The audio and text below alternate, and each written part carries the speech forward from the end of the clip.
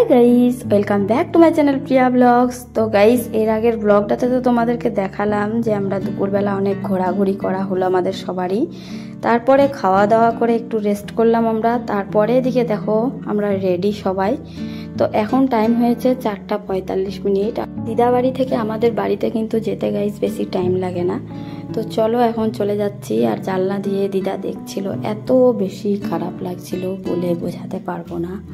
মানে দিদার দুবার পা ভেঙেছে, কোমর তো অপারেশন হয়েছে, তবুও মানে অসুস্থ হয়ে পড়ছে, এখন বয়স হয়ে গিয়েছে। তো দিদা আগে অনেক দূর অবধি আমাদেরকে এগিয়ে দিত, এখন জানলা থেকে দেখছে শুধু মানে ভিতরটা ফেটে যাচ্ছে, এত কষ্ট হচ্ছে গাইস কি বলবো আর।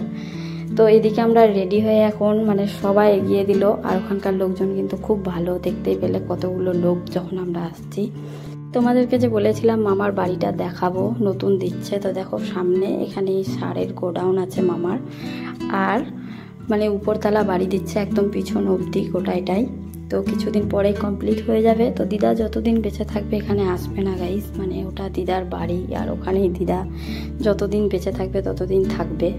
তো চলো টোটোতে করে এখন চলে আসলাম আমরা মানে স্ট্যান্ডে, বাস স্ট্যান্ডে। আর এখন আছি বাসে। আর এখান থেকে গাইস যখন আমরা বাসে ছিলাম এত পরিমাণে মেঘ লেগেছিল, আর জানলা দিয়ে দেখো বাস থেকে এত সুন্দর লাগছিল ভিউটা, চারিদিকে মেঘলা মেঘলা, খুবই সুন্দর লাগছিল।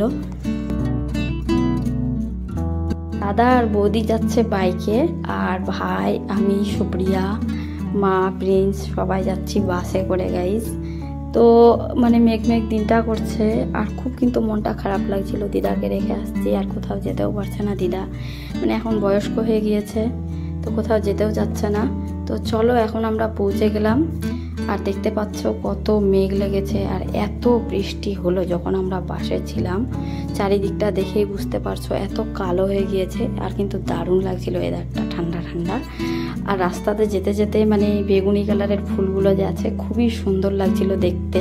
ওয়েদারটার কথা কি বলবো গাইস, যেরকম স্যাড মোমেন্ট, মানে দিদাকে ছেড়ে আসছি, দিদা বাড়ি, মানে আরও থাকতে ইচ্ছে করছিল, আবার বৃষ্টি পড়ছে, আরও বেশি খারাপ লাগছে গাইস। তো চলো আর কিছুক্ষণের মধ্যে পৌঁছে যাচ্ছি আমরা। তো বাড়িতে এসে আর মানে পৌঁছে গেলাম, যে ওগুলো আর ভিডিও করা যায়নি গাইস, মানে অনেক বিজি ছিলাম।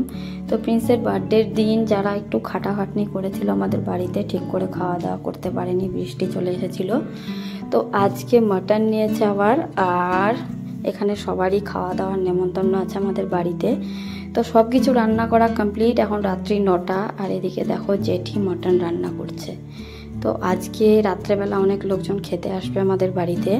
আর এদিকে এখন উঠানের মধ্যে রান্না হচ্ছে। তো লাইন ছিল না অনেকক্ষণ থেকেই, তার জন্য আবার মশলা টশলা সব দিদি করে দিল মানে শিলপাটাতে। আর এদিকে মা এখন লেবু টেবু বানাচ্ছিল সব কিছু। তো দেখো আমাদের মাটন রান্না এদিকে কমপ্লিট হয়ে যাচ্ছে। তো আজকের ব্লগটা কীরকম লাগলো তোমরা অবশ্যই কমেন্ট করে জানাতে ভুলবে না। ভিডিওটা ভালো লাগলে লাইক করে দেবে, চ্যানেলটিকে অবশ্যই সাবস্ক্রাইব করবে। তো চলো আজকের মতো এখানেই শেষ করি, বাই।